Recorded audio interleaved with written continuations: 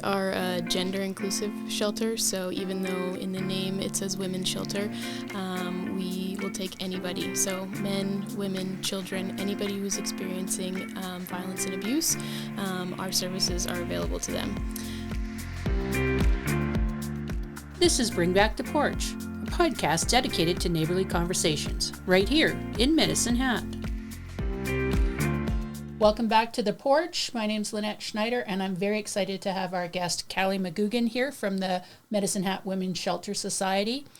We're downtown, and I've noticed around downtown there's a lot of purple ribbons hanging out. Maybe could you tell us what those are for? Yeah, so purple is recognized kind of internationally as the color for domestic violence awareness or family violence awareness, as it's also called. So we do a memorial walk each year, and that involves putting up purple ribbons throughout downtown. We do this to bring awareness, to get people thinking about it during the month of November. This year we were able to get purple ribbons not only downtown, but the Redcliffe Youth Center put up ribbons on Broadway in Redcliffe, as well as we've also had some schools put up ribbons as well. So Crescent Heights is putting up some ribbons, Roy Wilson, Hat High, and then the Hockey Academy at the Big Marble also put up some purple ribbons for us. So that's getting a little extra awareness out than usual. Yeah. Maybe before we get into some of the things we're going to talk about, let's talk about the women's shelter in general. Can you tell me who you provide services for and how long you've been around? Yeah, so we are a gender-inclusive shelter, so even though in the name it says women's shelter, we will take anybody. So men, women, children, anybody who's experiencing violence and abuse, our services are available to them. In regards to area, we support not only the Medicine Hat area, but surrounding as well. So that goes pretty much to Southeast Alberta, Oyen, Brooks, all throughout. People can reach out to us for our services. So I think it's interesting that the shelter itself is gender neutral. I think a lot of people think that the only people being hurt is a spousal type domestic relationship. But there are other types of family violence, and part of this month of November is to kind of recognize the fact that it's not just one specific group that need help. Yeah, that's a really huge part of my job, is kind of breaking those stereotypes. So you'll notice we call it Family Violence Prevention Month rather than domestic violence. We've kind of leaned away from the term domestic violence or intimate partner violence, as you'll hear it as well, just because family violence is all-encompassing. It lets people know that it can happen to anybody. Yes, the statistics say, some people are more likely to experience it, but that doesn't mean that they are the only ones experiencing it. So we're really trying to get that messaging out that anybody can experience family violence. So I just want to check in and sort of say, as a person who's walking down the street or visiting or having coffee with my friend or neighbor, what would be some signs I should recognize as there's a problem? It's a big question, right? So with people experiencing family violence, a lot of times the signs are not super visible. People are very good at hiding what's going on in their personal lives, but it's all about noticing kind of changes in patterns of behavior. So like a big one would be maybe you normally go out with this friend, once a week, and all of a sudden they're pulling back, oh, I can't make it, or, all these things, and they're isolating themselves. That's a good sign that something might be going on, because people who abusers tend to try to isolate their victims from their supports so they don't have anybody to reach out to. So I definitely say the biggest sign is that kind of isolation. So it's part of abuse is also control. If you thought that a friend, you wanted to approach the subject with them, I'm assuming you need to be kind of gentle about it. Does the Medicine Hat Women's Shelter Society sort of have not a guidebook, but some help that you can reach out and say, hey, I think my friend needs help. What do I do? Yeah. So that's actually would be a really good question for our outreach workers. So we have kind of 3 divisions of our programs. We have the emergency shelter, a long stage shelter, and then our outreach services. So outreach is for people who don't necessarily need to flee and need somewhere to stay, but they could be having some questions about family violence. And so this is open to anybody. You could call one and say, can I talk to one of your outreach workers about, how to support a loved one who's going through family violence? How do I help them? That's definitely what our outreach workers are there for. And to paint a picture, this could be a girl in high school who has a new boyfriend who suddenly is being cut off from her friend group, and you're noticing something. This could be elders who maybe have moved into a new development or something, and suddenly all their patterns are changing. It's not necessarily spousal. Yes, it's not always that man beating wife kind of situation that the stereotype is. We are seeing a rise in elder abuse and teen dating violence. So we're doing a lot of awareness for elder abuse during Family Violence Prevention Month, but then there's also Teen Dating Violence Awareness Month in February. So I try to get into as many of the schools as I can and just talk to the kids about, what the signs are, what a healthy relationship looks like, because if we can get to them early enough and teach them what a real and healthy relationship looks like, then they know when they get older not to accept that kind of behavior, right? So what would be some signs of a healthy relationship? It varies. Everybody's relationship looks a little bit different, but I think a big one is equality, that balance, because when you fall into that kind of more abusive or toxic relationships, it's a power imbalance, right? So keeping that balance is definitely a good sign of a healthier relationship. But yeah, I would say it varies, but yeah, that's a big one for me. So as part of the awareness campaign that you guys are doing, I know there's some specific events that have already happened, which is a shame that I didn't have you on earlier. But I just want to talk about a couple. One that I found really interesting was International Men's Day, celebrating men and boys. That's going on at the college, I understand. Can you tell me a little bit about what's going on there? Yeah, so that's a partnership that we have with the Students Association at the college. And so November 19th is International Men's Day, and so we try to get there every year. And whether it's, just bringing awareness to, we kind of try to focus on men's mental health as well as, experiencing the family violence. But again, there's a lot of stereotypes around men being able to talk about their feelings. And so, even to just talk about mental health is a big step, as well as if they were experiencing, some type of violence or abuse. So we partner with them to kind of encourage being open and stepping away from that, typical masculinity that men can't talk about their feelings and they can't reach out and that. So we're trying to combat that stereotype. I find it really interesting that there's always a lot of focus in March when it's International Women's Day. I would really like to see that change for men and boys. Yeah. It is... as an auntie, I don't have children of my own, but as an auntie with young nephews, and I want them to model good behavior in their relationships, whether it's with teammates on sports teams or through their schoolwork and school habits, and then later in their life with their relationships with people that they love, and modeling behavior that they see at home in some families is not the modeling behavior that they want to have in their adult life. Yeah. And so this might be a place where if you want to know more, this is a place you could go and find out information. Is that right? Definitely. Yeah.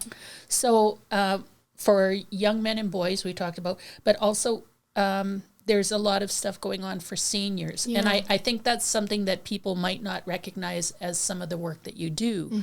But again, seniors are in a very vulnerable position at times in their lives. And so I know you have something coming up at the Viner Center. Can you tell me about that? Yeah.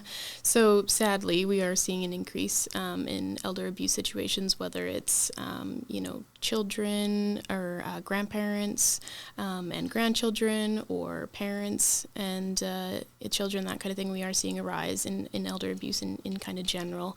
And so this senior safety series that they're putting on at the Viner Center, me and Emma, our outreach intake worker, are going to present and talk to some of the people there just about the signs of elder abuse, because again, bringing that awareness, letting people know what that can look like, because a lot of times people may not realize that they're experiencing a form of abuse. I hear a lot, oh, well, they don't hit me, then it must not be abuse. There's many different forms of abuse. It doesn't always just have to be physical violence. So really trying to bring that awareness and letting them know that we are there for them.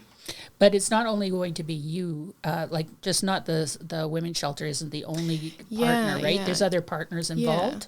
Yeah, so I believe the Medicine Police Service will also be there presenting. I believe it's the cyber crimes unit this year.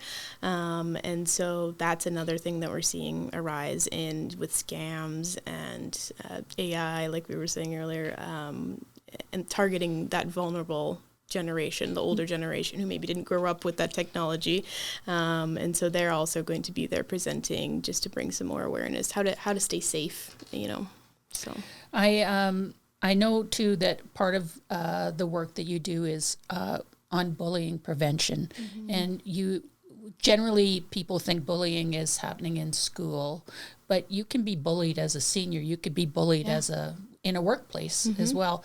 Could you maybe speak about your bullying prevention side of things? So I will say we do tend to focus more on the schooling side when it comes to that. And so we're trying to do monthly lunch and learns, as we call them, with the high schools. And so we'll go in and talk about different topics like boundaries or consent, healthy relationships.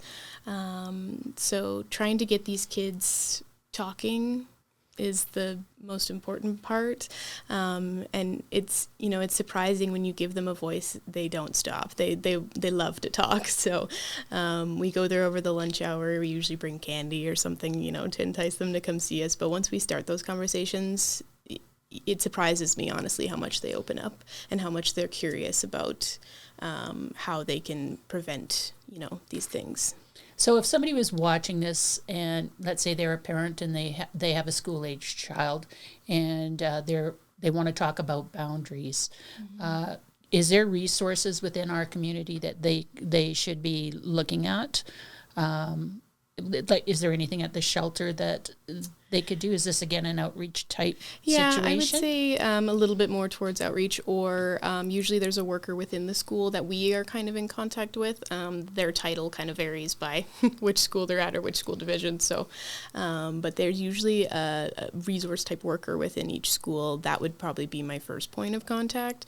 However, they can reach out to us if they feel like we need to maybe come in and do a bigger presentation or a longer period of time, because the lunch hour is a quick, take and go kind of situation. But we also have done like full class period presentations on healthy relationships in like comm classes or health classes.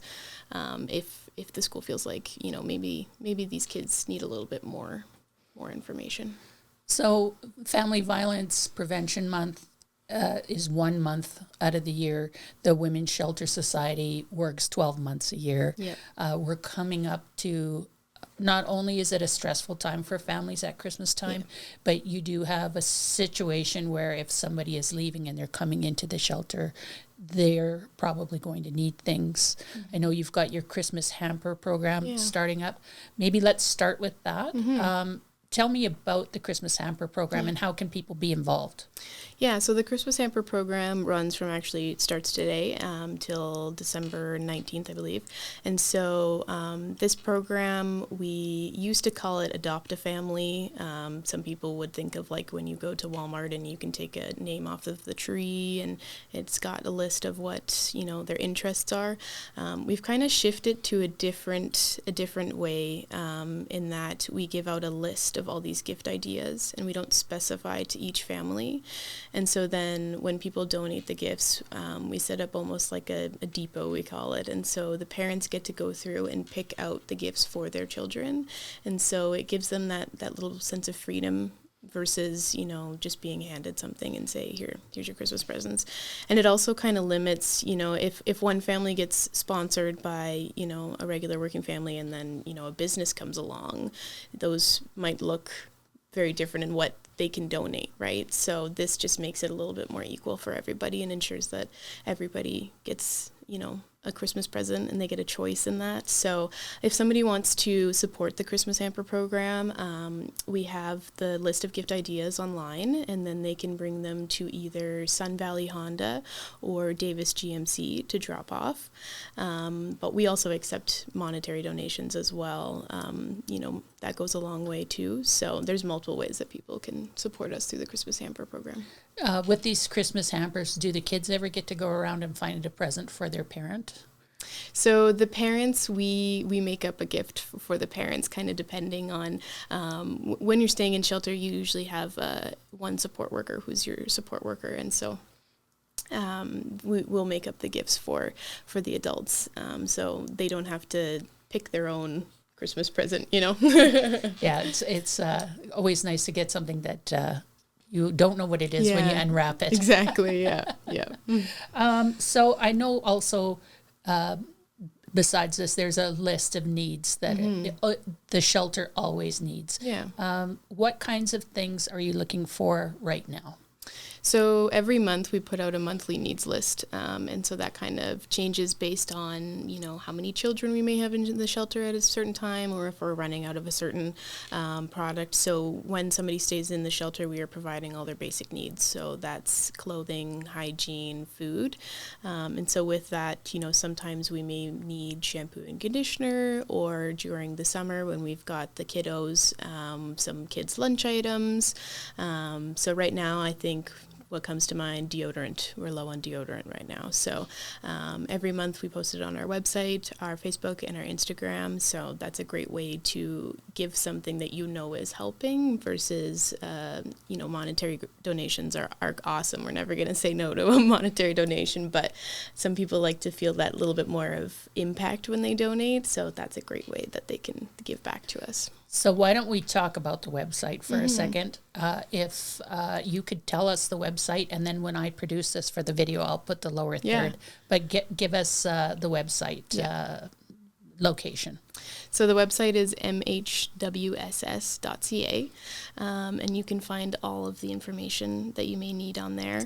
You can also access our web chat through our website, and so if you maybe can't call us if you need help, because somebody is around or don't feel safe to pick up the phone, you can access our web chat through our website. And the really cool thing is we have a quick exit button. So if for some reason you need to get out of there and don't want anybody to know that you were on the web chat, you just click the button and it takes you to the weather. So, and then all of the information about all three of our programs is on there as well. And what we're looking for each month is all located on the website. And I should point out, you can telephone. There is a phone number that's on the website if you wanted to talk to a person. Mm-hmm. So we've got kind of three forms of communication. There's that 24/7 helpline. We have the web chat, and then we also have a text line, which is nice for the younger generation who, likes to text maybe more than pick up the phone. So, yeah. Well, I really hope that you have a very successful Family Violence Prevention Month, and I hope that people have learned something about your organization and the work that you guys are doing, and I hope that we don't need you at some point. That I know, yeah. It would be really nice if we could put I would you out love of to business. work myself out of a job. Yeah. Thank you so much, Callie. Thank you for having me. This episode of The Porch is produced by Lynette Schneider with the aid of Bob Schneider. If you want to learn more, visit bringbacktheporch.com.